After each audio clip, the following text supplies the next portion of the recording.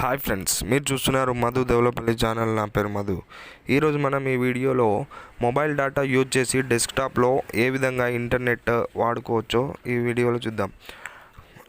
Laptop అయితే friends, మనము మన మొబైల్ ద్వారా ల్యాప్టాప్లో ఇన్బిల్ట్ వైర్లెస్ వైఫై కనెక్షన్ ఉంటుంది, ప్లస్ బ్లూటూత్ ద్వారా అయినా రిసీవ్ చేసుకొని నెట్ రావడం జరుగుతుంది. ల్యాప్టాప్లో మనం హాట్స్పాట్ ఆన్ చేయగానే హాట్స్పాట్ కాన్ఫిగరేషన్ దాంట్లో ల్యాప్టాప్లో ఉంటుంది కాబట్టి ఆటోమేటిక్ వైర్లెస్ అయినా కూడా ల్యాప్టాప్లో రావడం జరుగుతుంది. కానీ డెస్క్టాప్లో అవన్నీ ఇన్బుల్ట్ రావు ఫ్రెండ్స్. డెస్క్టాప్కి కూడా మనము ఆ విధంగా వైఫై రిసీవర్ అనేది ఒకటి ఎక్స్టర్నల్ దొరుకుతుంది. అది యూఎస్బి పోర్ట్ కనెక్ట్ చేసి మనం వైర్లెస్ హాట్స్పాట్ ద్వారా కనెక్ట్ చేయొచ్చు.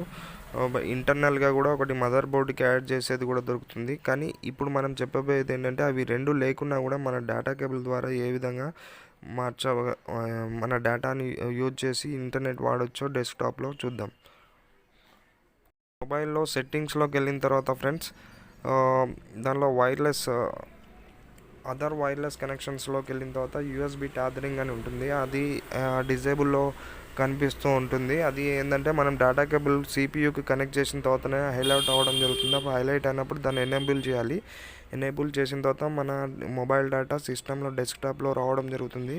ఆ విధంగా మనం డెస్క్టాప్లో ఇంటర్నెట్ని మొబైల్ డేటాని వాడుకోవచ్చు.